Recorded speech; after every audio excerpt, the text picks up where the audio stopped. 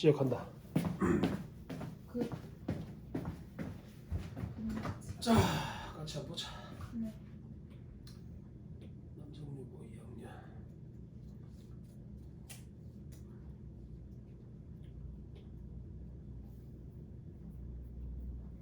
요 그 화작권 문제 준 거 있지? 네. 그 문제 밑에 저 지문 밑에 딸려 있는 애들은 그거라 생각하고 관련 문제를 생각하고 우리 정리하면 되고. 네. 수특 수완을 묶어놨더라 너 그거 보니까. 무슨요? 아니 학교 그게. 네.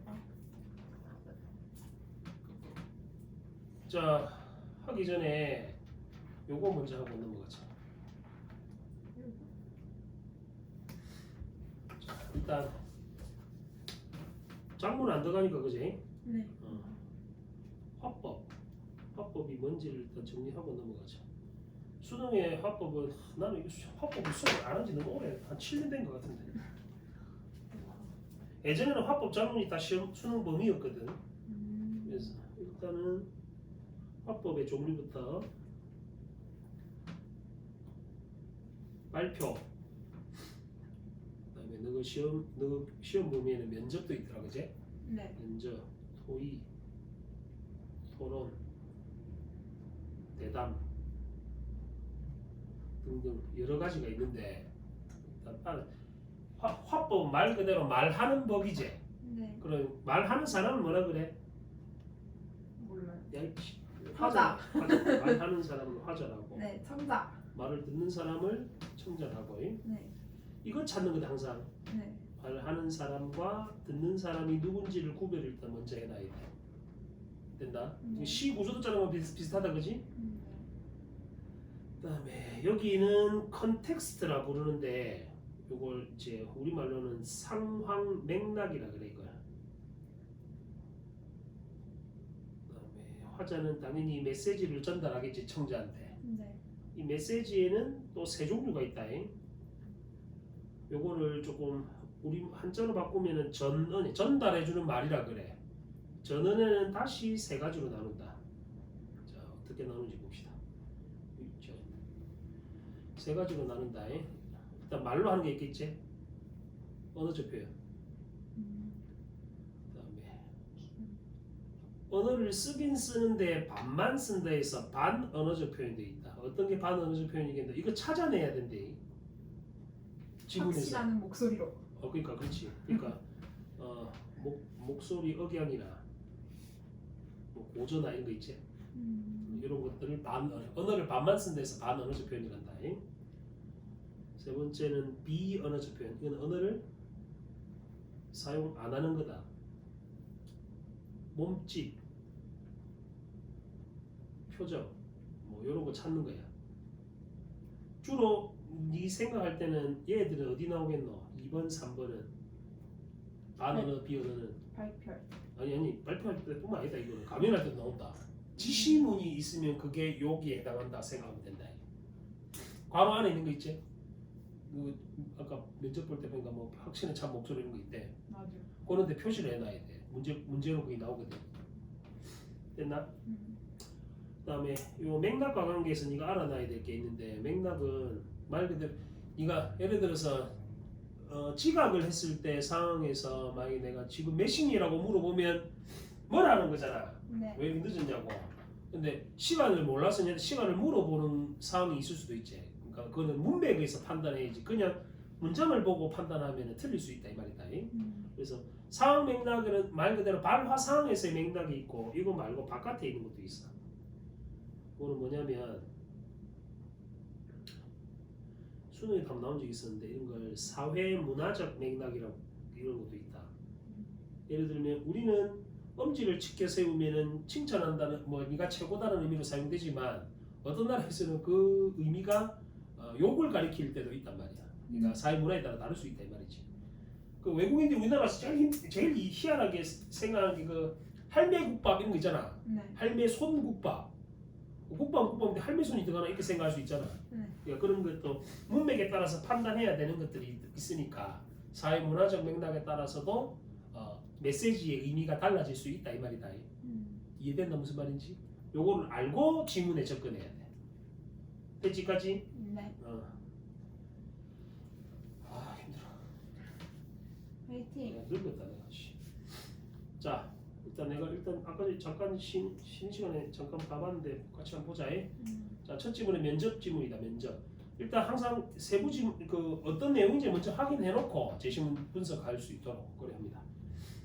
자, 네가 수험생 해라. 네. 시작. 안녕하세요. 수험 번호 17번입니다. 자, 수험생은 법학과를 지원했는데 공소시효 이게 말하는 지금 화법의 상태에 있어서 말하고자 하는 화제겠지. 그지? 그래서 내가 도글배를 표시해놨다. 이것에 대해서 서로 면접관이랑 수험생이 대화를 하겠다. 그지? 그래서 예, 수업 시간에 배웠습니다. 공소시효란 범죄를 저지른 후 일정한 기간이 지나면 공소권이 없어져 그 범죄에 대해서는 자, 첫 번째 조건이 뭐 일정 시간이 지나면 그다음에 공소를 제기할 수 없는 제도 이렇게 학생은 알고 있다. 그지? 똑똑한 학생이네. 그니까 자, 이런 거는 학생 나름대로의 정의했다. 그지? 공소시효에 대해서 정의를 했다. 그지? 면접관이 맞단다. 그럼 똑똑한 거 맞네. 얘. 이 법학과 같은 데는 이거 물어볼 수 있잖아. 네. 맞죠. 예, 맞습니다. 그런데 이 제도가 왜 필요하다고 생각하십니까? 자, 허를 찔렀어. 수험생. 확실에 찬 목소리로. 지시문 안에 있지? 그래서 무슨 표현이라고 이걸? 반언어적 표현이랬다. 그래서 법은 정의, 합, 목적성, 법적 안정성 이 세 가지를 인용을 하고 있습니다. 저거 보고 하면 되잖아. 그걸 보고 눈도 안 좋으면서 씨.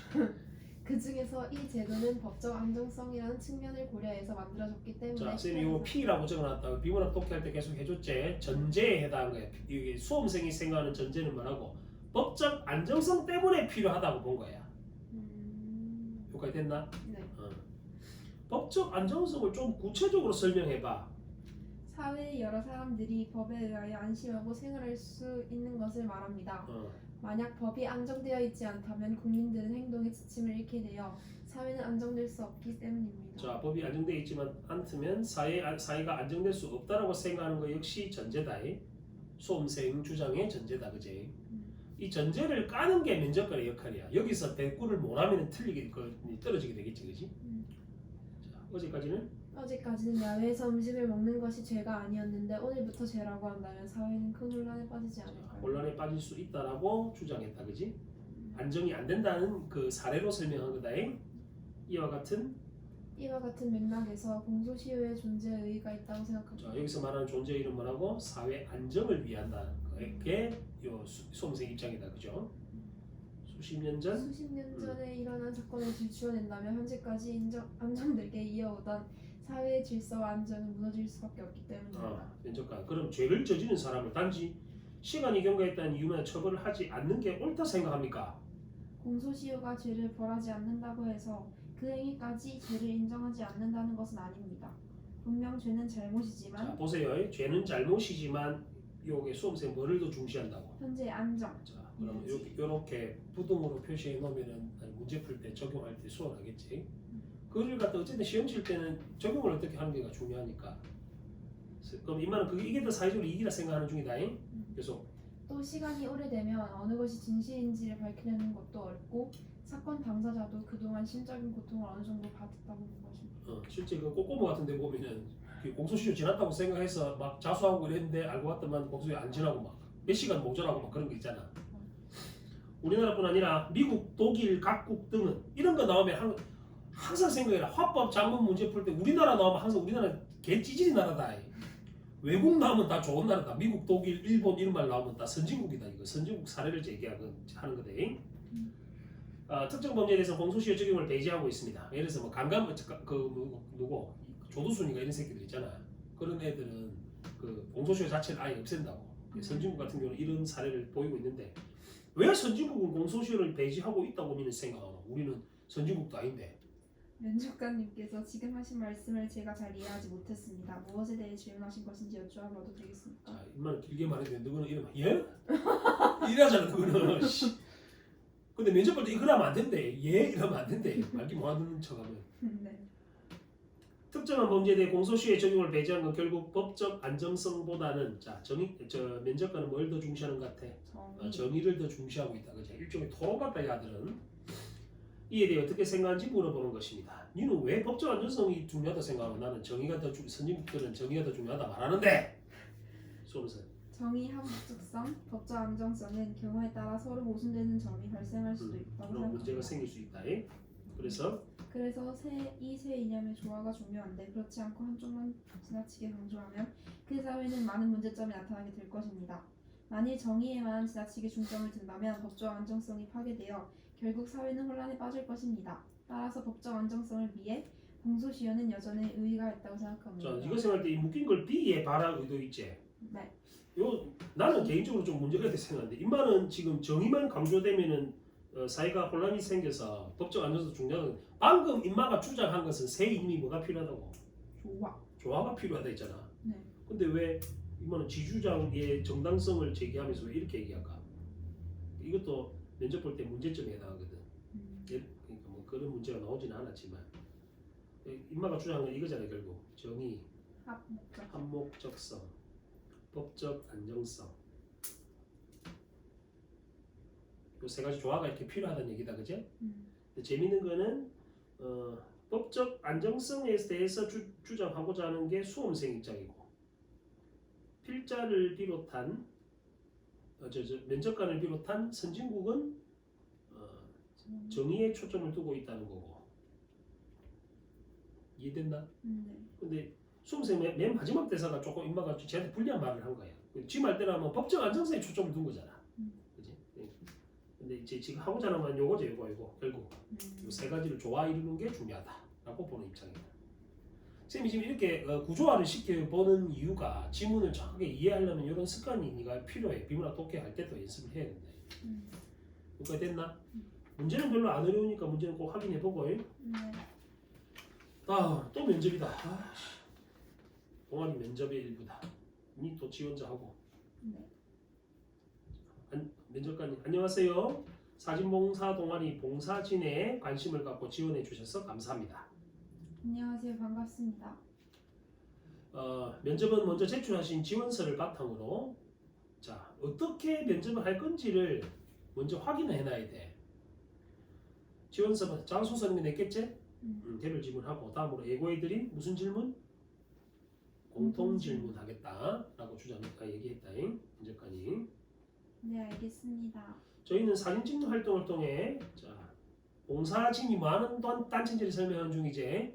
사회에 뭐하는 봉사하는 동아리고 저희 함께할 신입부원을 모집하기 위해 면접을 실시하고 있습니다. 크게 3개 이야기했다. 먼저 저희 동아리에 지원하게 된 뭐를 말씀해 주시라고? 계기를 말씀해 주세요.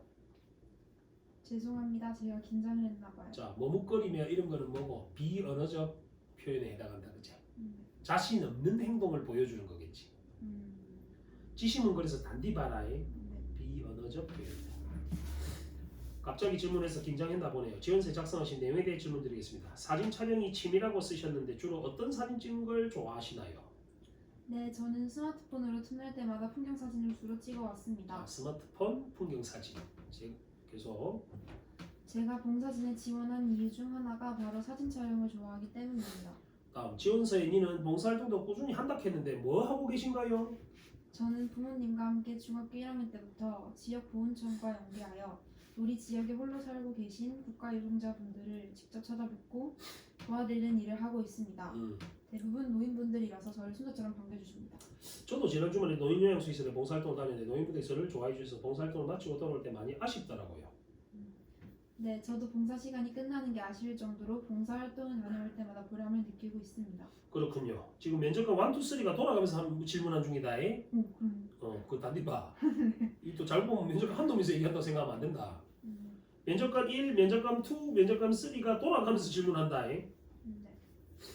면접관 1은 뭘 물어봤노? 어떤 사진 찍는지 물어봤고 면접관 2는 봉사활동 하는 거 어떤 봉사활동 하는지를 물어봤고 면접관 3은 이게 만약에 일치불이치로 나오면 면접관 1, 2, 3이 각각 뭐라 했는지를 알아놔야 될 거예요. 면접관 3 그리고 이제 예고한 대로 자 면접관 3 뭐 하는 사람? 공통 질문하는 사람이지. 면접관 1, 2는 뭐 했던 사람이고 다 질문을 개별 질문. 그러니까 뭐에 대한 지원서 바탕 질문을 했고 면접관 3가 공통 질문하는 중이다, 그죠? 그거 구별하시라고. 사진을 활용해 봉사활동을 할 수 있는 구체적 방안에 대해 고민해봤니? 앞서 말씀드린 대로 우리 지역에는 홀로 어렵게 살고 계신 국가유공자분들이 많습니다. 저는 이 분들을 찾아뵙고 영정사진을 찍어드리고 싶습니다. 사진을 활용해 봉사한다는 점에서 동아리 성격에도 부합한다고 생각합니다. 면접관 1 다시 질문한다. 우리 동네에서 매년 홀로 살고 계신 할아버지 할머니들 직접 찾아가 사진을 찍어드리는 활동을 합니다. 비슷해 보이는데 어떤 차이가 있어요? 네, 일반 사진이 아닌 영정사진을 찍어드린다는 활동이라는 점에서 노인분들의 일상을 찍어드리는 기존의 활동과 구별되는 차이점이 있다고 생각합니다. 자, 이런 활동을 생각할 계기가 있나요? 그리고 현실적으로 유공자분들의 동의를 넣는 문제 등 걸림돌이 있었을 텐데요.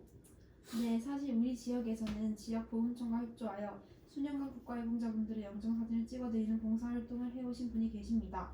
그런데 그분이 개인 사정으로 인해 올해부터 봉사활동을 못하시게 되었다는 소식을 들었습니다. 그래서 이런 활동을 생각해보게 되었고 지역보훈청의 협조를 구하면 방안의 실현 가능성을 높일 수 있을 것이라고 생각합니다. 자, 그렇군요. 그런데 꼭 국가유공자들의 영정사진을 찍어드려야 할 이유가 있나요? 일반 노인분들의 영정사진을 찍어드리는 것도 좋을 것 같은데. 국가유공자 어르신들은 국가를 위해 헌신하신 분들입니다. 국가유공자 분들에 대한 봉사활동을 통해 그분들의 헌신에 조금이나마 보답할 수 있다고 생각합니다. 추후에 일반 노인분들을 대상으로 활동 확대해보도 좋겠습니다. 그렇다면 제안해주신 봉사활동은 1년에 몇 번 정도 하는 게 좋을까요? 한 번만 해도 될까요? 저는 어떤 봉사활동이든 일회성 행사가 아닌 지속적인 봉사가 되어야 한다고 생각합니다. 동아리에서 실시하고 있는 기존 활동과 연계하여 지속적으로 실시하는 것이 좋다고 생각합니다. 일회성이 아닌 지속적 봉사가 돼야 한다 말이 인상적이네요. 좋은 의견 감사합니다. 얘 뽑히겠네. 그리고 말 잘하는 아들 다. 나도 이렇게 말 못할 것 같은데. 진짜지요. 저 면접 같은 것 같아요. 그냥 뽑아주세요 이럴까. 또 면접이다. 아씨. 자, 면접 대상자. 자, 문제 먼저 봐라. 가는 면접이고 나는 가의 면접 대상자가 후배들을 위해 작성한 글의 초고다. 이 초고는 있나 이거? 나는 없어요. 나는 없지? 네. 화법만 냈구나. 네. 그럼 일단 면접만 보자. 네. 자, 이거는 중요한 게 니 나중에 대학 니 무슨 갈 거니? 과요? 건축학과. 건축학과. 네, 수지 되고 싶나? 네. 제주도 가라. 언어학과에 지원한 동기가 무엇인가요? 저는 원래 정치와 사회 문제에 관심이 많습니다. 진로와 관련해서 다양한 책을 읽으면서 언어가 사람들의 의식에 영향을 미쳐서 사회 부조리를 확대하는 수단으로 사용되기도 한다는 것을 알게 되었습니다. 언어학자가 되어 이렇게 언어가 사회 부조리를 확대하는 원리를 파헤쳐서 사람들이 부조리한 언어적 선동에 현혹되지 않게 하는 데 도움을 주는 것이야말로 가치 있는 일이라고 생각했습니다. 이런 마음에서 이 학과에 지원하게 되었습니다. 그러니까 이 가짜뉴스 건절 이런 거겠다, 그지? 알겠습니다. 하지만 의지가 있다고 목표를 이룰 수 있는 건 아닙니다. 언어를 탐구할 수 있는 뭐가 뛰어나야? 전문 지식을 배웠을 때 훌륭한 언어학자로 성장할 수 있겠죠. 본인이 언어 탐구 능력에 대해서 어떻게 생각합니까? 저는 고등학교 3년간 국어와 영어 교과 성적이 좋았을 뿐만 아니라 두 교과의 수업 시간에 수행한 다양한 탐구 과제에 대해 선생님들로부터 좋은 평가를 받았습니다. 특히 2학년 때 열린 교내 탐구 대회에서 국어의 피동 문장과 영어의 수동태 문장을 비교한 탐구 보고서를 제출하여 금상을 받기도 했습니다. 근데 개인적으로는 이만은 그거야. 자기자랑. 어? 자기자랑. 자기자랑이 아니고 그냥 성적이 좋은 애야. 그러니까 금상을 줬겠지. 그렇군요. 다음 질문입니다. 합격을 하고 학교 도서관에 공부를 하고 있다고 해봅시다. 도서관 근처에서 다른 학생들이 학내의 어떤 문제를 바로잡는 취지로 뭐 하고 있는데? 시위. 소리 크기와 관련 법이 정한 기준 내긴 하지만 도서관 방음실이 좋지 않아 공부에 방해가 돼. 그런 상황이면 어떻게 하겠습니까? 적법한 범위 내에서 시위를 하는 것이라면 그것은 학생들의 권리에 해당하므로 제가 함부로 그 권리를 침해할 수는 없다고 생각합니다. 그러나 그 학생들이 도서관에서 공부하는 학생들을 배려할 수 있도록 하는 것이 배려할 수도 있는 것이기 때문에 소리를 좀 더 줄이거나 시위 장소를 옮기는 것을 검토해달라고 정중한 학법으로 요청해 볼 수는 있을 것 같습니다. 그런 부탁을 했는데 거절한다면? 공부할 수 있는 장소에 대한 대안이 있다면 제가 그들을 배려해서 장소를 옮기는 것이 현명하다고 생각됩니다. 어떻게 생각하면 학내 문제는 제게도 해당할 수 있으니까요. 하지만 문제를 강 건너 불구경하듯 바라보는 데 그치지 참고로 거기 체크해라. 강 건너 불구경하듯. 이걸 뭐라게? 속담을 인용했어요. 속담을 인용했는데 이걸 관용적 표현이란다. 속담 한자성어 이딴 거를 관용적 표현이라고 말한다. 제 나름대로 학내 문제의 해법을 모색해서 관계자들에게 제안해 보기도 하겠습니다. 그러면 결과적으로 시위가 일찍 종료될 수 있을 것입니다. 알겠습니다. 그러면 합격하게 될 경우 대학생을 어떻게 할 것인지 계획 말씀해 보세요. 제 가치관을 실현하기 위해 다양한 활동을 하겠습니다. 우선 학과 수업을 열심히 듣는 것은 물론 전공 역량을 기르는 데 좋은 책들을 스스로 찾아 꾸준히 읽겠습니다. 또 사회 현실에 대한 감각이 무뎌지지 않도록 시사토론 동아리에 가입해서 활발하게 활동하겠습니다. 무엇보다 학교 안에서 새롭게 만나게 될 사람들과 활발히 교류하면서 서로가 성장할 수 있는 길을 모색하겠습니다. 근데 원래는 면접을 볼 때 이렇게 말하면 안 돼. 되게 주상적이거든. 맞아. 구체적으로 말해야 돼. 그러니까 시사 토론 동아리도 그냥 이렇게 말하면 안 되고 만약에 지금 이 대학에 관심이 있어 미리 어떤 시사 토론 동아리가 있는지 확인했어요. 그게 준비 과정이란 말이야. 진짜 공부를 잘했나 보네. 수고했습니다. 면접 마치겠습니다. 근데 나는 안 뽑을 것 같아 이 자식. 예림이다. 여보시오. 지금 하고 있다. 수연이랑. 올라면 온나? 수연이랑요? 1대1로 하고 있다 지금. 서연이? 걔는 시간 안 되잖아. 그럼 저 이미 30분 지난 거 아니에요? 저 지금 가면 30분 걸려. 뭐 아니면 나중에 조수연하고 같이 가든가. 지금 계속 하고 있는 중이다 우리는. 한 20분 만에 갈게요. 그래 알았어. 한 번 더 할까요 그러면? 뭘 한 번 더 해. 이거 한 번 더 하는 거예요? 뭐라노? 20분? 그게 뭔 말이에요? 20분 뒤에 온다고 얘가. 그럼 이건 뭐 어떻게 하는 거예요? 이걸 뭐 어떻게 이 영상 봐야지 지금 나중에. 그럼 올 이유가 없는 거 아니에요? 지금 온다는데 뭐 입으로 오겠지. 뭐 나가라. 그래 얼굴 한번 더 보는 거지. 자 발표 11페이지. 그 뒤에 발표 맞지? 네, 발표 1. 네, 맞아요. 자 요거는 드디어 발표 나왔네. 와 이제 면접 끝나고 발표다 그지? 발표에서 제일 뭐가 많이 나오는지를 내가 지금 설명해 줄게. 단디 메모해놔야지. 자주 나온다. 수능에도 여러 번 나왔다 이거. 안녕하세요. 저는 오늘 발표하고자 하는 주제는 항상 표시해라 이렇게. 국가 무슨 번호? 지점번호. 국가 지점번호. 지점번호제. 네. 여러분은 국가 지점번호라는 걸 들어보신 적이 있으신가요? 요거 잘 표시해. 뭐 한 게 있으신가요? 청중을 반응을 살피며 이런 걸 뭐라 하게? 지식 수준하기.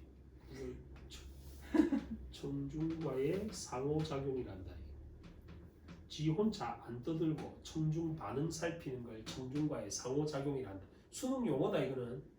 네. 기억해놔라. 청중과의 상호작용. 됐나? 네. 보통은 이래. 뭐 한 적 있으신가요? 물어보고 청중 반응 살피고 네! 이렇게 하면은 거의 100%다 이거는 청중과의 상호작용. 됐지? 아직 들어보신 분이 많지 않은 것 같네요. 그럼 혹시 산악 해안 등에서 갑작스러운 사고가 일어났던 뉴스를 본 적은 있나요? 또 많어? 물어보고 청중 반응 살피며 네! 뭐라고? 청중과의 상호작용이란다 이걸.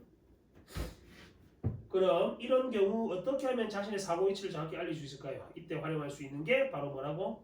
사고 났을 때 알리는 게 국가 지점번호다. 근데 전봇대에 붙어있는 거 본 적 있나? 숫자. 없나? 전봇대에 숫자가 적혀 있거든. 숫자를 부르면 그걸로 바로 출동을 한다고. 근데 아이폰은 바로 지 위치 알려주잖아. 넘어지면. 하여튼 뭐 산에 갔을 때 그렇게 폰이 안 터진다든지 그런 경우에. 폰이 안 터지면 전화를 어떻게 하고? 하여튼 뭐 알아서 해봐라. 국가지점번호는 산악이나 해안가 지역에서 조난 긴급상황 발생 시 신속한 구조를 위해 국토미 이하 인접한 해양을 10 격자형으로 일정 구역마다 지점마다 부여한 번호를 말한다. 문자 2개와 숫자 8개를 조합해서 표기하는데 청중의 반응을 살피며 또 하재 청중과 상호작용을 계속 하면서 말한다. 청중이 못 알아듣는 것 같은 게 이해됐나? 네. 이거는 그 뒤에 문제도 이런 게 있던데 뭐 요렇게 10으로 이렇게 나눠놨다 했잖아. 숫자를. 문제 내기 되게 좋다. 그럼 여기 2개의 그림을 예로 들어 설명해 가겠습니다. 자, 지시문 봐. 그림을 제시하며 이건 뭐라 하대? 시각자료 제시요. 시각자료 또는 이런 걸 매체 자료라 부른다. 이해를 돕기 위해서 제시하는 거지. 매체 자료를 제시하며 국가 지점번호의 표기는 100km 단위는 문자를 사용. 이하부터는 가로 세로를 10m 단위로 구분. 네 자리의 숫자로 나타낸다. 자, 단위 조건 잘 봐라. 100km 단위는 뭐 사용? 문자를 쓰고 그 이하부터는 10m 단위로 숫자. 몇 자리의 네 자리의 숫자로 나타낸다. 됐니? 네. 왼쪽 그림의 지도를 보면 지도에 표시된 곳은 한라산 국립공원에 있는 등산로의 한 지점, 기준점에서 동쪽 206.52km, 북쪽 189.66km의 위치. 가로는 동쪽으로 200에서 300km 미만에 위치함으로 다에, 세로는 북쪽으로 100부터 200km 미만에 위치함으로 나에 해당되어 100km 단위에 대한 표기는 다나가 됩니다. 다음으로 100km보다 작은 단위는 각각 10m 단위로 구분, 네 자리 숫자로 나타내므로 동쪽 206.52, 북쪽 189.66km의 제일 앞자리 숫자를 제외한 숫자들을 바탕으로 오른쪽 그림처럼 0652, 8966, 그러니까 맨 처음에 있는 키로 그 100km 단위만 뗀 거지. 따라서 이곳의 국가지점 번호는 다나 06528966이라고 할 수 있지요. 이해됐나? 네. 그러니까 이거는 다른 사례로 문제를 낼 수 있게 돼. 동쪽 몇 킬로, 북쪽 몇 킬로인데 기호로 나타내라 이렇게 할 수도 있겠지. 이것만 알면 되잖아. 근데 사진을 제시하면 역시 무슨 자료 제시한 거? 매체 자료 제시한 거. 다음은 한라산에 있는 국가 지점 번호 안내판입니다. 여기 안내판을 보면 긴급 전화번호 외국인들 위해 문자에 대한 로마자 표기도 있는데 등산로 해안가 등 주소가 부여되지 않은 사고다발 지역을 중심으로 전국에 약 74,000개가 설치. 그럼 어떻게 하면 국가 지점 번호를 좀 더 쉽게 찾을 수 있을까? 최근에 국가 지점 번호가 인터넷과 모바일 지도 서비스를 통해 공개되어 응급사고가 발생하면 누구나 쉽게 국가 지점 번호를 주소정보 놀이집에서 확인, 긴급 구조기관에 신고할 수 있다. 역시 뭘 가리키며? 사진을 가리키며 이해도우려고 하는 행동들이다. 전부 무슨 표현이라 돼? 이걸 비언어적 표현이라 했지. 이런 거 역시 또한 국가 지점 번호 안내판에 부착된 QR코드를 통해 심폐소생술, 자동심장 충격기 사용법 등 현장에서 안전조치를 취할 수 있는 내용을 제공. 앞으로 긴급한 상황이 발생하면 주소정보 놀이집을 통해 인터넷 창이다. 쉽게 말해 누리집이라는 것은 국가 지점 번호를 확인해봐라. 이상으로 발표를 마치겠습니다. 발표 내용은 국가 지점 번호를 찾는 방법하고 사용법 이런 걸 설명했다. 그지? 됐지? 네. 근데 그것도 알 수 있는데요. 자료. 그 매체 자료 말고 다른 자료도. 매체 자료 안에 시각 자료, 영상 자료 이런 게 있다. 영상 자료. 네. 영상 자료는 TV 같은 거 틀어주면 되잖아. 그러니까 이게 예를 들어 보자. 매체 자료는 크게 여러 가지가 있는데. 저희 복합 자료 배웠어요. 복합 자료. 복합 자료가 영상 자료잖아. 지금 보면. 그거 같은 두개 배웠어요. 같은 말이 돼. 영상 자료. 혹은 인터넷 매체를 사용할 수도 있다. 그치? 됐나? 네. 근데 특징을 하나 얘기해주면 이 둘은 매체할 때 나오는데 이거는 이 둘은 시각과 영상 자료는 우리가 보고 있을 수밖에 없죠. 그냥 뭐 틀어주면 보이는 대로 보는 것밖에 안 되잖아. 근데 인터넷 자료는 특징이 이거다. 쌍방향적이라는 게 특징이다. 자, 구별하겠지? 일단 니는 그거 기억해놔야 돼. 다나 0652 8966 어떻게 계산하는지. 요거. 다나 이건 어떻게 알아요? 0652 89. 야이씨 아까 다가 뭐라네? 다가 그거 북쪽이 아니라 이거 뭐지? 동쪽? 동쪽이니까 가로잖아. 네. 북쪽이니까 세로잖아. 아 그래서 그런가요? 됐나? 네. 동쪽 206.52, 북쪽 189.66이라서 200인께 다하고 100인께 나하고 그러니까 다나 그러니까 얘들 교차점을 찾아라 이 말이잖아. 그래서 다나 0652 8966 이렇게 계산한다고. 그럼 네가 만약에 동쪽 북쪽 이렇게 계산이 되면은 일단 가로축에 해당하는 애를 먼저 말하고 세로축에 있는 애들 단위로 뒤에 말하고 이렇게 하면 되잖아. 이해됐지? 네. 자, 그다음에 이거 바로 나오네 뒤에. 뒤에 이거 봐, 7번 봐. 이거 이제 바마 212004. 누가 봐도 바로 1번 나오는데. 그 누가 봐도 1번이 나오는데 적절히 2120은 뒷자리니까 그지? 근데 이거는 쉽게 됐는데 만약에 이 표 그대로 국가지점번호 내놓고 선택지를 바꾸면 되잖아. 이해됐나? 그럼 요 지점이 정확히 몇 킬로 지점인지를 뭐 확인해라 이렇게 할 수도 있잖아. 서술형이 있나 근데 이 시험에? 있어요. 있어. 그럼 이런 거 서술형 내면 되잖아. 바마 212004 이호는 뭐 예를 들어서 가로 북쪽 동쪽으로 지금 그 거리 동쪽 북쪽으로 어찌 되는지 그걸 계산해 보면 되지. 이해됐나? 네. 몇 킬로겠노? 밤하니까 600 어 몇이네 저거? 621.2 21.2 킬로, 20 킬로. 그리고 만은 504. 4.25 킬로미터. 그러니까 북쪽 동쪽 뭐고 동쪽 북쪽 이렇게 계산해 갖고 그렇게 정리하면 되겠지. 이해됐나? 네.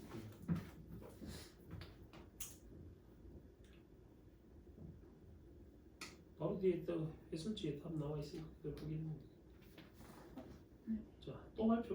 이거를 그냥 순서대로 해놨구나. 또 발표네. 뒷페이지 뺐나? 네. 음식물 쓰레기. 네. 음스. 우리에게 너무나 당연한 일상이다. 여러분도 음식물 쓰레기 버려본 경험이 있을 텐데 음식물 쓰레기가 다 어떻게 됐을까? 음식물 쓰레기가 어떻게 처리되는지 궁금하진 않으셨나요? 어떻게 처리된지 얘기한다, 그지? 근데 니는 모르겠지만 음식물 쓰레기 처리해서 어떻게 한잖아. 가루로 만들거든. 가루로 만들어서 그 가축들 사료로 주거나. 괜찮아. 근데 가축이 아, 안 먹는데. 또는 그러면 안 되죠. 뭐 땅에 이제 퇴비로 넣기도 하고 하는데 그렇게 안 좋대. 그게 그렇게 썩 좋지는 않대. 그래서 막 재고가 쌓여 있고 그런 모양이더라. 뉴스 보니까 얼마 전에 뉴스 나왔는데. 아이고, 갑자기 좀 먹겠어. 나는 우리 집에는 이거 음식물 처리기가 있거든. 그래서 음식물을 가루로 만들어. 그 일반 쓰레기 버린다. 대박, 신기해. 뭐 신기해. 좀 비싸긴 한데, 근데 그게 그 음식물 쓰레기를 우리 이제 수시로 버리잖아. 그러니까 그런 양이 많이 안 나오지.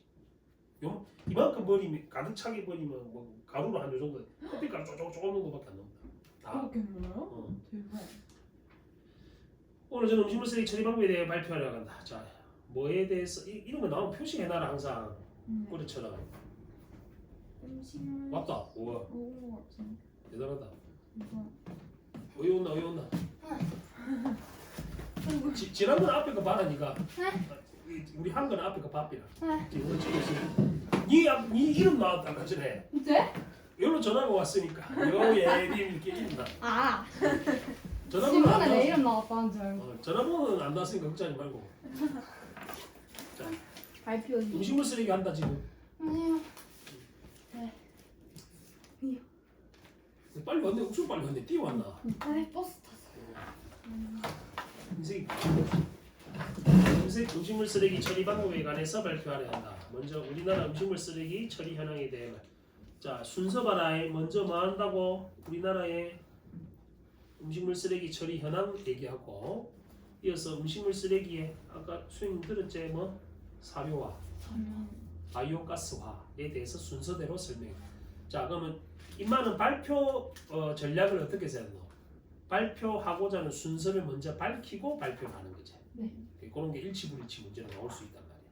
발표 전략이다 이거는. 네. 순서 잘 기억하시고.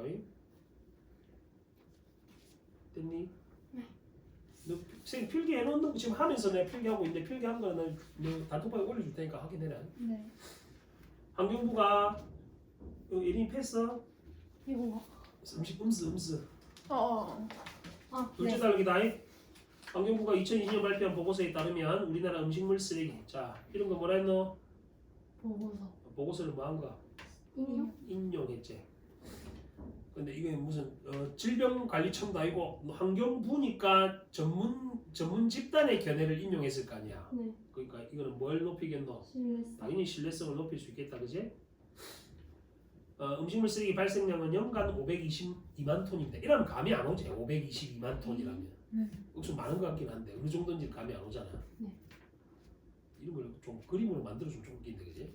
아, 이중 음스를 발효해 농작물 경작에 도움이 되는 거름으로 만든 퇴비화로 199만 톤 처리했고, 퇴비로 사료화로 189만 톤, 바이오가스화로 66만 톤, 기타 방법으로 68만 톤을 처리한 것으로 나타납니다. 더해봐라. 199, 189, 66, 60. 산수가 안 되는데 하여튼 음식물 쓰레기 사료화는 대체로 파쇄, 이물질, 제거 탈수 100도씨에서 30분 이상 가열, 추가 이물질 제거에 뭘 거치게 돼? 과정. 과정을 수업생이 뭐라 해주대 이런 걸 뭐뭐 하는 방법이 됐다. how to라고 했다. 과정 순서 잘 기억해라. 일단 부수겠지. 네. 파쇄. 그다음에 요 뭐 비닐이든 뭐 이런 거막 섞여 들어가 있을 거 아니야. 저 나무 젓가락 이런 거 제거하고 물기를 제거한 다음에 말리는 거다. 그다음에 추가 이물질 제거의 과정을 거쳐서 수분이 14% 이하가 되도록 건조하면 무슨 사료? 건식.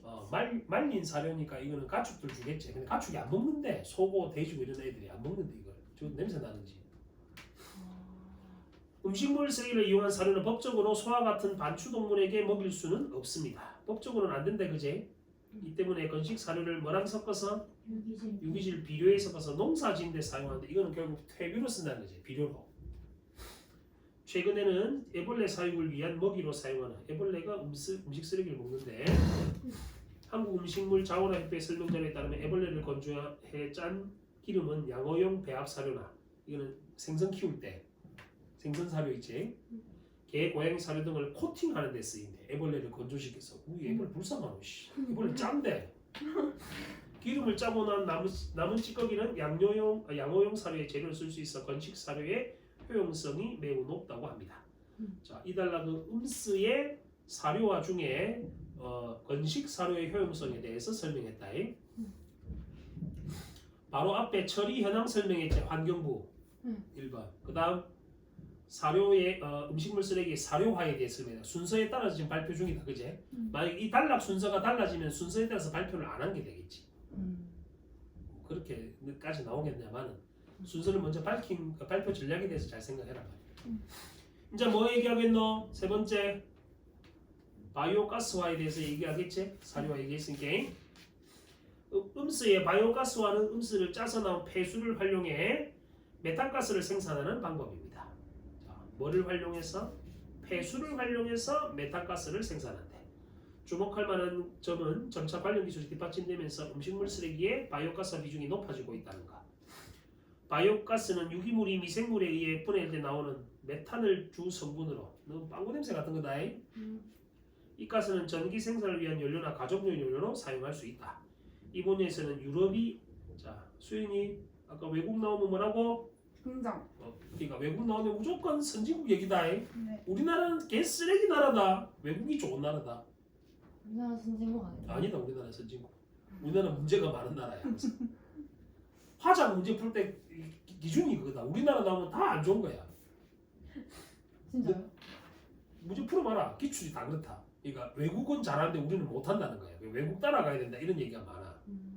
너 작문 풀 때 그래프 나오고 있지. 그래프나 도표 자료 나오는 거. 그거 보면 양이 제일 많은 게 문제가 있는 나라는 항상 우리나라대. 기출이 다 그렇다고. 아닌데. 그 중에서도 재생에너지 활용 측면에서 세계 최고 순으로 평가받는 덴마크는 2020년 기준 전체 도시가스의 23%를 바이오가스로 대체했대요. 엄청나네. 2035년까지 도시가스 전체를 바이오가스로 대체하는 것을 목표로 하고 있다. 덴마크는 현재 생산되는 바이오가스의 53%를 도시가스용, 40%를 전력 판매로 활용, 시민들이 배출한 음식물 쓰레기를 자원으로 활용하지. 이거는 환경에도 많이 도움이 되겠다, 그지? 야, 근데 지금 이것도 이건데 지금 이스라엘하고 하마스하고 지금 그 전쟁하고 있는 건 아나? 전쟁도 난 거 아나? 러시아랑 싸우는 거. 러시아 우크라이나는 지금 계속 하고 있고 지금 그제부터 시작해서 1,100명 죽었다 지금. 벌써요? 3일 만에. 무슨 락 페스티벌 같은 거 하고 있는데 거기 폭탄이 떨어졌어. 왜 떨어졌어요? 이제 누가 먼저? 이스라엘 팔레스타인 맨날 원래 싸우고 있었는데 지금 심하게 지금 싸우고 있는 중이다. 3일 만에 한 1,100명 죽었다. 이거 이스라엘 먼저. 이스라엘이 원래 미국을 등에 없는 나라라서 좀 약간 깡패국과 비슷하거든. 그래서 팔레스타인하고 맨날 싸워. 해방 전쟁 때문에. 이 지금 분위기가 좀 안 좋다. 지금 그래갖고 북한이나 중국이 미쳐가지고 한번 붙자 이래 보면은 우리나라도 전쟁의 골동품에 빠질 수 있는 거잖아. 3차? 그럼 3차? 3차 되면 그냥 다 죽는다 보면 된다. 핵보다 던지는데 누가 사노? 그럼. 핵보다 던지면 다 죽어야지. 그냥. 여기 있으면 안 돼요. 어디에 있어? 이 학원에. 여기 있으면 뭐 핵폭탄이 피해가 나고 돼. 근데 조심해라. 음식물 쓰레기 처리 기술의 발전에 힘입어 음식물 쓰레기도 소중한 자원으로 활용되고 있다. 다만 우리나라의 음식물 쓰레기는 외국에 비해서 자 우리나라 음식물 쓰레기도 쓰레기다에 문제다 문제. 종류가 어떻다고 다양하고 수분이 많아. 불순물이 또 많아. 왜냐면 우리는 국물을 먹는 민족이잖아. 외국은 기껏해야 스프 정도인데 아니면 고기 먹고 샐러드 먹고 이렇잖아. 네. 우리는 김치에 고기에 생선에 뭐 천지빛깔 음식이. 내가 세모로 친 거는 외국에 비해서 우리나라 음수의 문제점들이다, 그제?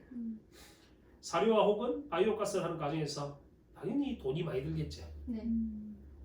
우리가 음식물 쓰레기 분리 배출에 그래서 신경을 써야 된다는 말이다.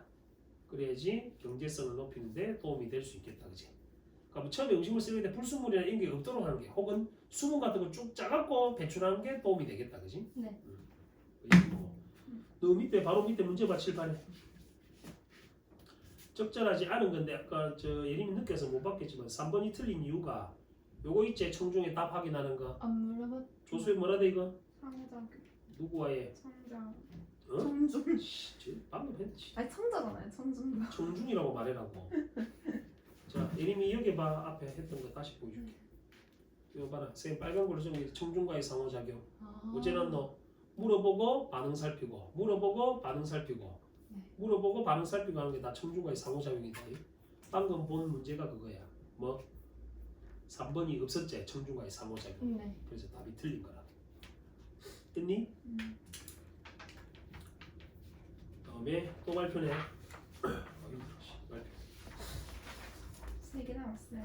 조용히 해. 그런 거 말하지 마. 높은 데로 올 때는 밑에를 안 내려다보는 거야. 안녕하세요. 과학에 관심이 많은 저는 얼마 전 태양과 관련된 다큐멘터리를 보고 태양이 45년 동안이나 막대한 에너지를 방출하고 있는 사실에 흥미를 느꼈습니다.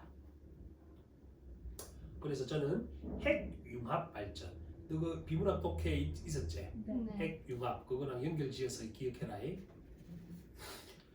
여러분은 태양이 이마도 많어 아시나요? 반응 살피며 청중과의 상호작용.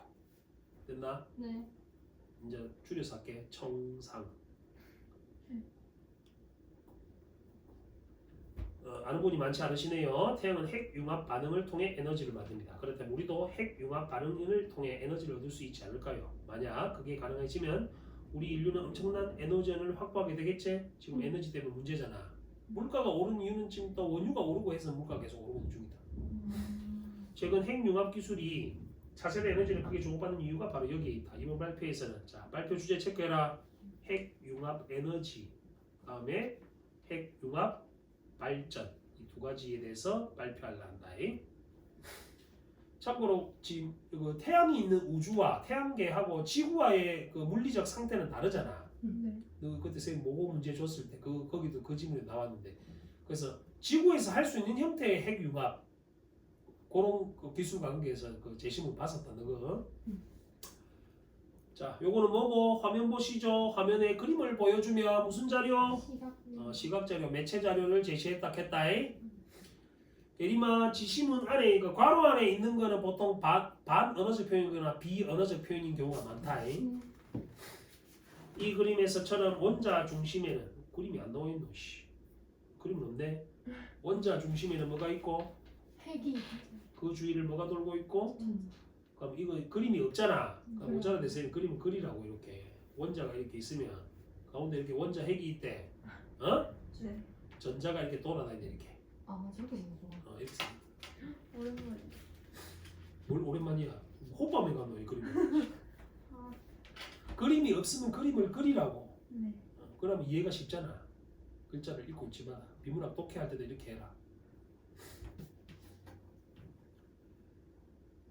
요새 내가 비주얼 띵킹 이런 데 좀 관심이 많아서 글자를 읽고 혹은 너가 국사 시간에 보통 자습서나 참고서나 문제집 보면은 옆에 줄글로 되어 있는 국사책의 내용을 지도라든지 도표라든지 이렇게 바꿔놓잖아. 비문학 독해를 계속 그렇게 해야지 이해가 쉬워진다고. 영어 독해할 때도 그렇게 하는 게 좋아. 그냥 직독직하고 치우는 게 아니고 영어 독해할 때도 철학지문 이런 게 나올 수 있잖아, 그제? 그런 걸 너가 시각적으로 바꾸는 연습을 계속 해봐요. 그래 똑똑해진대. 하는 거래요. 그래서 그런데 높은 온도와 압력에서는 이 원자핵과 전자가 분리되어 고도로 이온화한 상태인 뭐가 된다고? 플라스마라는 게 된대. 지금 태양 주변이니까 아무래도 온도가 높겠지. 네. 플라스마 상태의 원자핵들은 초고속으로 움직이다가 서로 뭐하여? 충돌. 충돌하여 하나로 합해지는데 이것이 뭐라? 핵융합이다. 핵융합 정의했다. 겁나게 빠르게 움직이다가 충돌하고 하나로 합해지게 된다고. 플라스마 상태에서. 이거 쌤줄 모의고사에 있었다. 이 내용 다. 그때도 그림 그려줬다.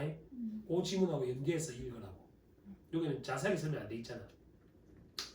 핵융합이 이루어진 원자핵은 충돌 전에 두 원자핵을 합한 것보다 어찌 되는데? 가벼워. 가벼워진데 이때 손실된 질량은 질량 에너지 등가의 법칙에 따라 에너지로 전환되는데 손실된 질량이 어디로? 에너지로 전환되는 걸 핵융합 에너지라고. 요거 그림하고 그대로 설명돼 있다. 제시문에 그때 보이고서 준 거. 네. 핵융합 발전은 바로 이런 원리를 이용해서 뭐 만들어? 다시 이런 원리는 어떤 원리? 손실된 질량을 에너지 등가의 원칙에 따라 에너지로 전환시킨 다음 걔를 전기로 만드는 거야. 됐니? 핵융합 발전의 원료는 주로 중수소와 삼중수소가 사용. 지금 일본 오염수에서 삼중수소 때문에 지금 말 많았잖아. 그 삼중수소다. 화면에 그림을 보여주며 또 무슨 자료?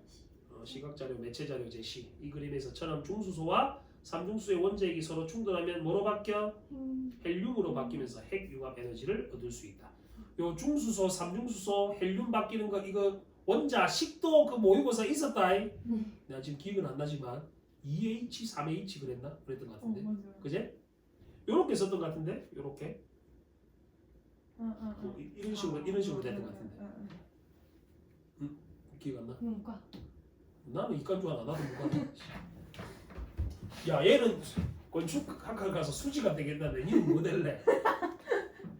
건축학개론에 수지가 되려 한다고 얘는 이재훈을 만나려고 하는가 봐. 이재용? 이재훈. 그쪽에는 안 봤나 영화?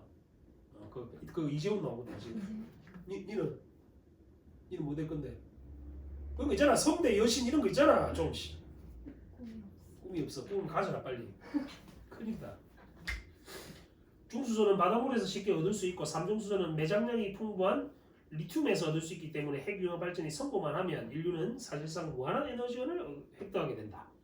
중수소는 바닷물에 있으니까 바로 끄집어 내면 되고 삼중수소도 바다 있는 거 아니에요? 삼중수소는 그러니까 오염수에서 나온 거라고. 아. 그래서 문제가 된다고.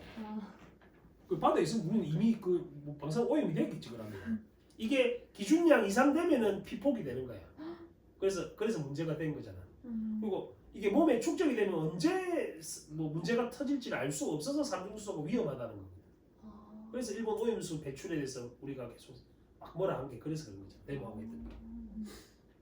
게다가 besides 핵융합 발전은 온실가스, 미세먼지, 방사능 물질 같은 뭐를 전혀 배출 안 해. 폐기물이 안 나와, 그제?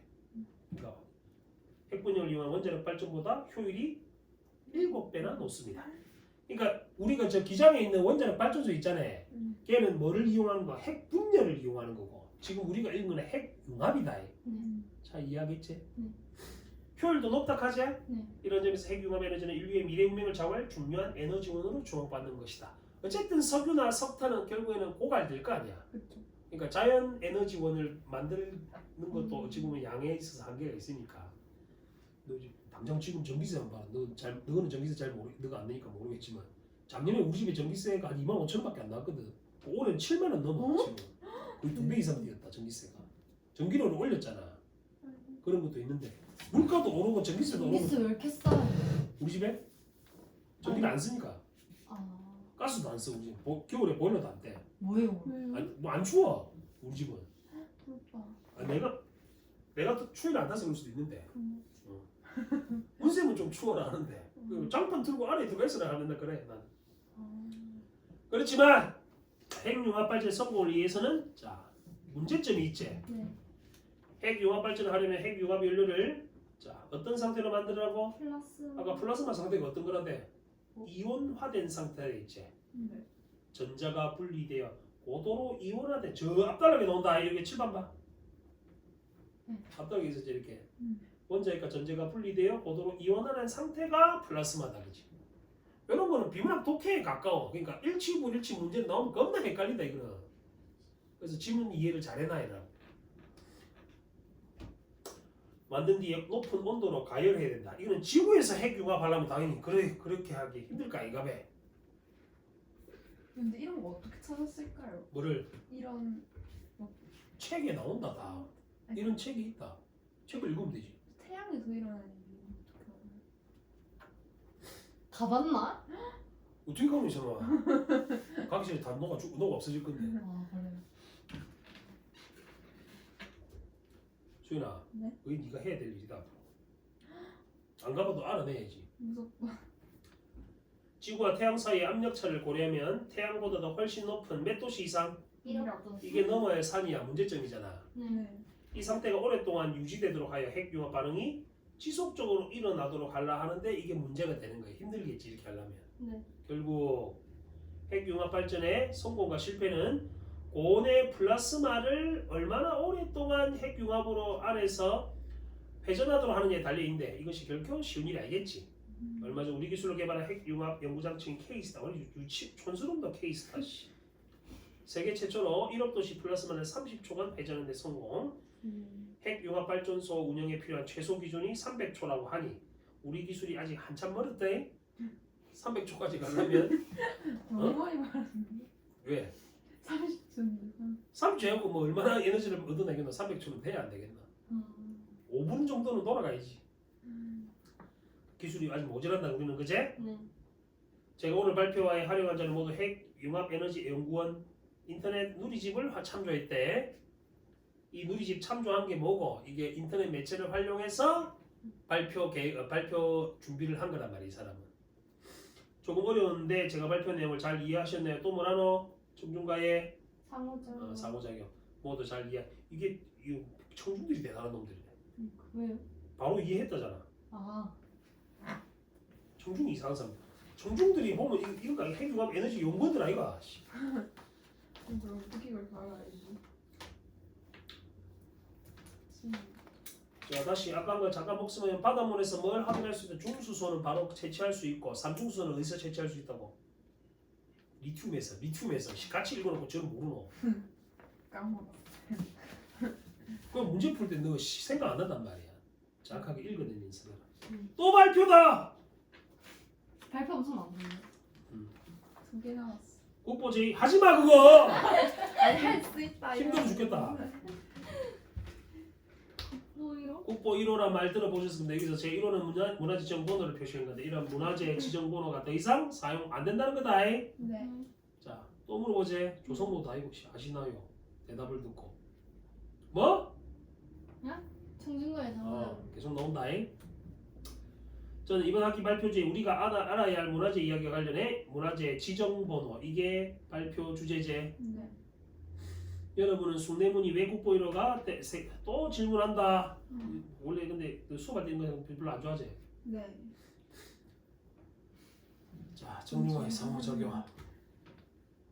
저도 숭례문이 우리나라에서 가장 가치 있고 중요한 문화재이기 때문에 국보 제1로 지정되었다고 알고 있었는데 사실 그게 아니라는 거죠. 네. 기억 자료 제시 역시 매체 자료를 제시했다. 네. 보시는 것처럼 저희만 그렇게 생각했던 건 아니었는데요. 뭐고 이거? 늦는 연구원에서 실시한 설문조사에 따르면 설문조사의 대상 68.3%가 국보 제1로 가장 높은 가치를 지닌 문화재에 부여되는 명칭으로 생각한다고 응답했다고 합니다. 그런데 그런 생각은 어디에서 비롯 오해라고 우리가 알고 있었던 게 아니란 거지. 네. 여러분이 그런 오해를 해왔던 이유는 문화재 지정번호가 문화재의 가치 순서대로 설정된 생각이기 때문인데요. 사실 문화재 지정번호는 국가가 해당 문화재를 관리하기 위해 문화재로 지정한 순서를 의미해. 제일 먼저 지정을 했겠지. 그러니까 눈에 많이 띄어서 그렇겠지. 하지만 숫자가 가지는 순위 서열은 상징적 의미가 잘못된 인식을 만들었다. 이런 오해는 사람들 사이에 논란을 불러일으키기도 했는데 국보 제1호를 숭례문이 아닌 70호로 지정되어 있는 훈민정음으로 교체해야 한다는 논쟁이 그것입니다. 그러니까 훈민정음은 70호잖아. 네. 자료 제시 역시 또 매체 자료 제시했고 여러분은 여기서 숭례문 훈민정음이 어느 게 가치 있는 문화재인지 쉽게 판단할 수 있나요? 대답 듣고 네. 뭐라고? 정중과의 상호작용. 연달아 나온대. 네. 저 역시 문화재 가지고 고유한 가치에 가볍고 무거움을 따지는 것은 쉽지 않다고 생각합니다. 당연히 내 같은 사람은 국민적인 훨씬 더 뛰어나다고 생각하지. 근데 건축업계에 있는 사람들은 숭례문을 더 뛰어나다고 생각해. 직업군에 따라 다르지 않겠나 그는? 정부에서는 이런 오해와 혼란을 없애기 위해 국민들에게 노출되는 누리집, 교과서 등에서 문화재 지정번호를 사용하지 않기로 오해를 없애려고 하는 거다. 이에 따라 현재 국보제1호 서울 숭례문 대신 국보 서울 숭례문이라는 명칭이 공식적으로 사용. 또 뭐 자료 매체자 또 자료 제시했다. 보시는 것처럼 국가문화유산 포털에 접속 숭례문 검색하면 1호가 없어졌어. 그런데 숭례문처럼 유사 대상이 없는 문화재는 괜찮지만 이름이 서로 같은 문화재들은 문화재 지정번호가 없으면 구분에 어려움이 있다는 일부의 우려도 있어. 문제점이지. 또 자료 제시했다. 여기 두 개의 불상은 모두 보물로 지정된 금동 열애입상입니다. 기존의 문화재 지정번호로 보면 284호, 401호인데 지정번호를 지우면 이름이 같이 금동 열애입상. 그래서 구분이 쉽지 않겠다, 그제? 이런 우려를 해소하기 위해 이름이 같은 문화재가 있는 경우는 문화재명과 문화재 지정 연도를 함께 표기. 지정 연도가 있단 말은 뭐겠노? 이게 순서대로 아까 지정했잖아. 그러니까 먼저 지정한 번호가 앞에 있겠지, 그제? 근데 번호를 일단 없앴으니까. 지금까지 문화지정번호와 관련된 오해와 제도 개선에 대해 소개. 오늘 알려드린 내용이 역사 공부할 때, 문화재 감상할 때 도움이 됐으면 좋겠다. 그러니까 국보제 1호로 해서 제일 뛰어나서는 게 아니란 말이다. 네. 그다음에 밑에 2번 선지 봐. 바로 문제 칠판 봐, 칠판. 청중대회 관련 자신을 밝히면서 청중과 뭐하고 있다? 상호작용. 이거 무조건 나온다, 이 문제는.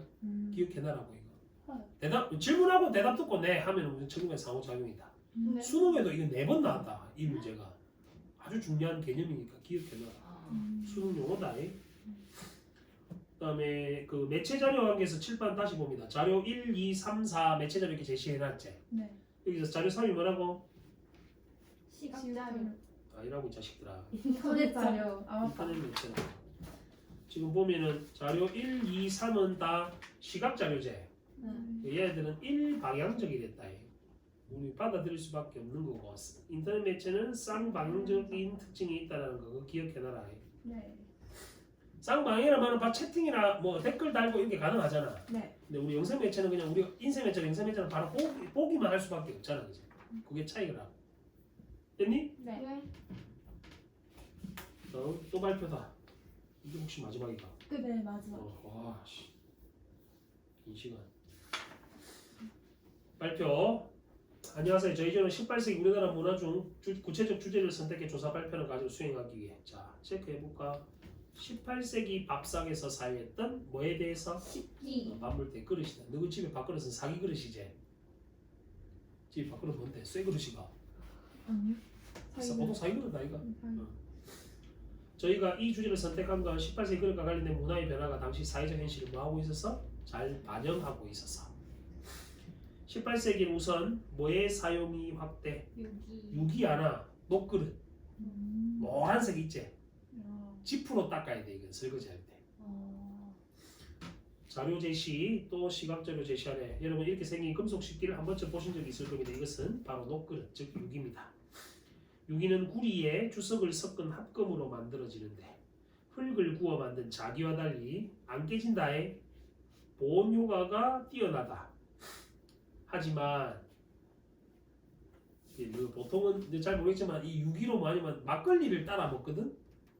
그러니까 막걸리 온도가 계속 차게 유지가 돼. 라면 끓일 때 쓰는 거 아니에요? 그건 아니야. 그 막걸리 그 그것도 아니야. 와, 내가 모르겠네 이놈들. 그것도 노란색. 바로 인터넷 자료를 보여주지. 소맥이 1번에 넣었어? 와 미치겠네 진짜. 녹그릇을 몰라? 한 번도 안 봤나? 아니 녹그릇이 그거 아니에요? 이게 녹그릇이다. 그러니까 막걸리 장난. 이게 왜 막걸리 자리고 임마?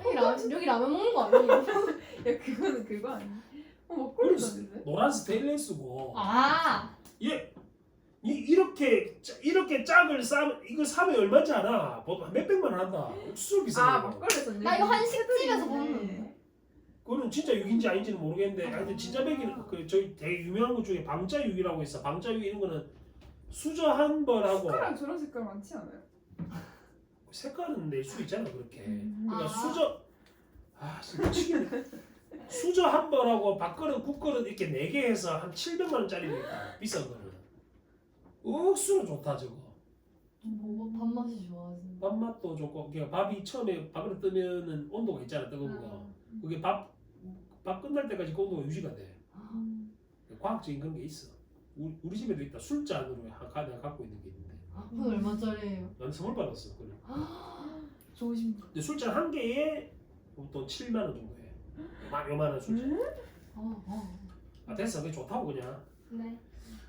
하지만 18세기 전에는 원료가 희귀해서 공중이나 권세 있는 집안에서나 쓸 수 있었다. 그러다 18세기에 무역의 발전으로 원료를 좀 더 쉽게 구할 수 있게 되면서 많은 가게에 쓰게 된 거야.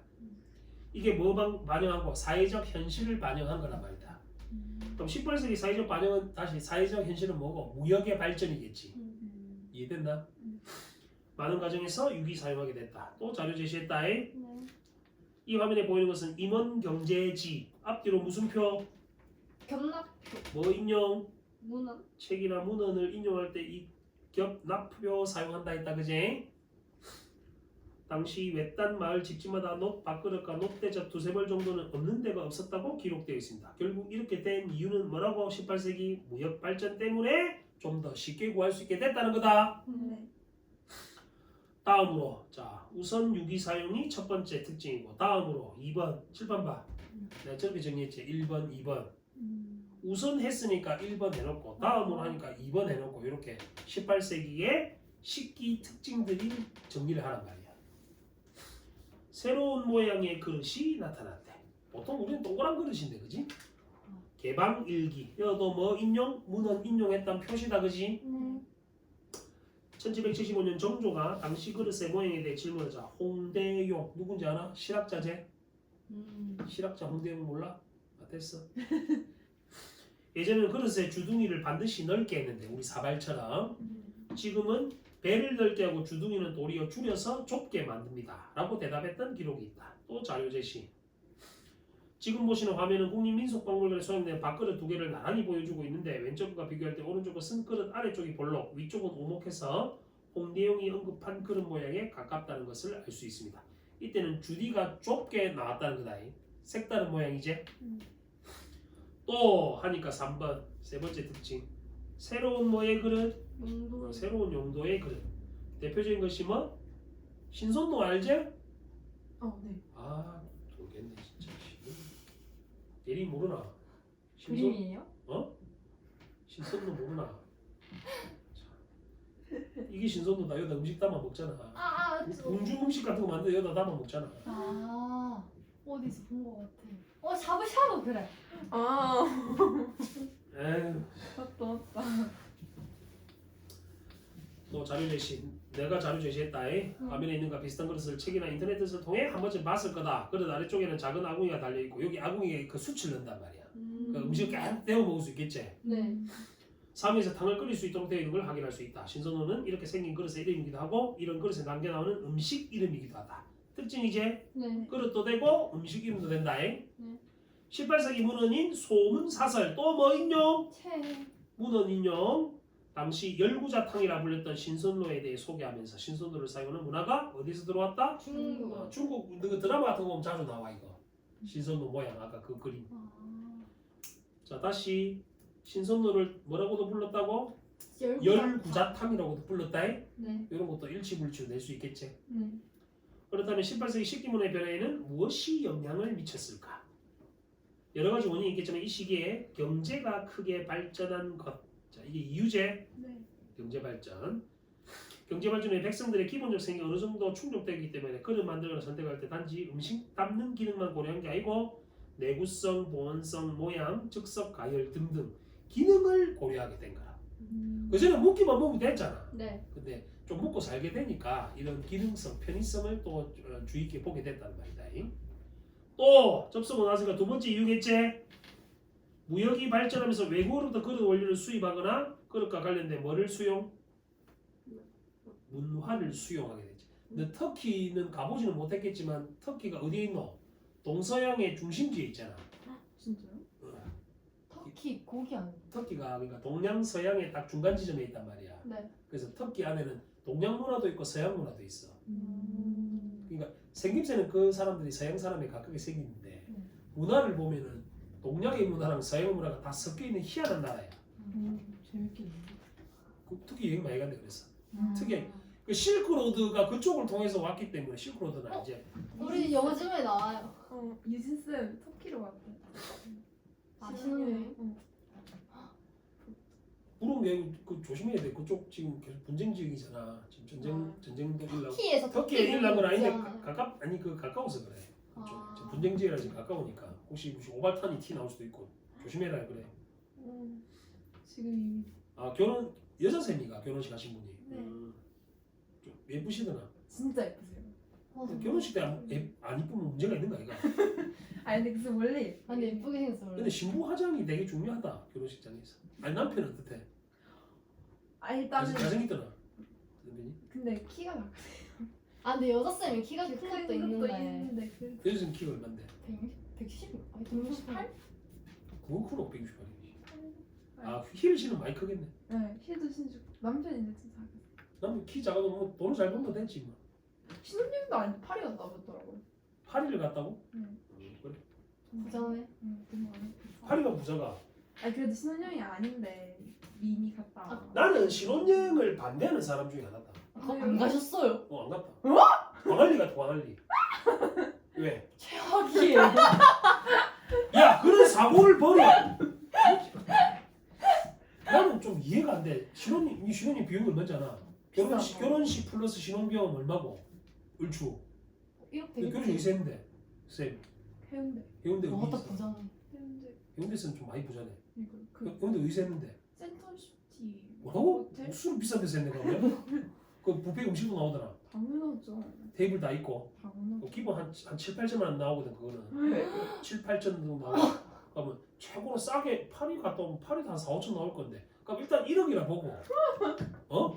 여보세요? 1인당이요? 아니 아니 신혼여행부터 며칠 갔다 오는 거예요? 뭐라고? 신혼여행부터 며칠 갔다 오는 거예요? 그건 뭐 짝이 나름이지 뭐 8박 9일 갔다 올 수도 있고 지 마음이지 그거는. 딱 그렇게 갔다 오셨는데? 그러니까 보통 그렇게 간다. 8박 9일 뭐 신혼여행 가면은 이제 회사에서 빼주잖아. 근데 문제는 그게 아니고 1억이 들잖아.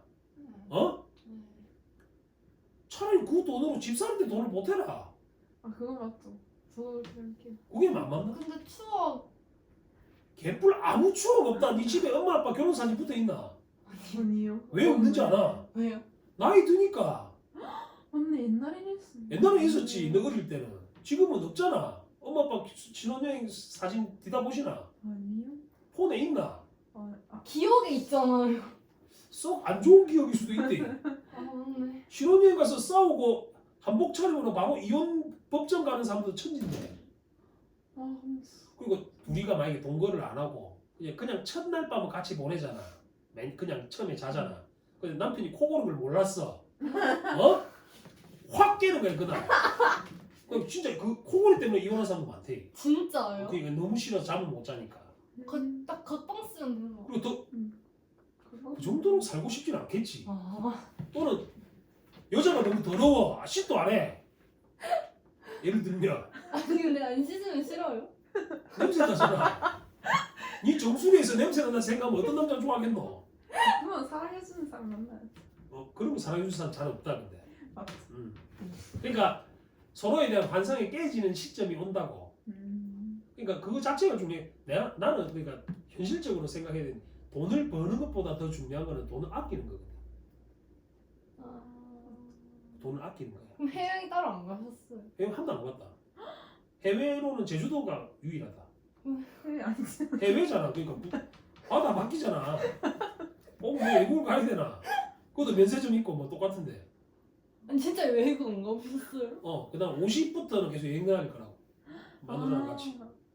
그럼 학원 안 해요? 어 언제 가고 싶? 이제 2년 남았다. 아 다행이네 우리. 좀 이기적인. 맞지. 자, 두 줄 남았다. 빨리 한번 끝내자. 왜 잡담이 나오노? 저희 조는 이번 과제를 수행하면서 경제적 요인이 문화에 영향을 많이 체크해. 경제적 요인이 문화에 영향을 매우 많이 미친다는 점을 다시 확인했다. 이게 뭐고? 발표 준비하면서 깨닫게 된 지점이지? 그러니까 돈을 사람들이 경제적 여유가 있으니까 식기에 변화도 이렇게 생기게 됐단 말이죠. 문화에도 영향을 미치게 됐다 이 말이잖아. 그렇게 됐나? 네. 고생했다. 이리만 좀 꺼주라 저 뒤에.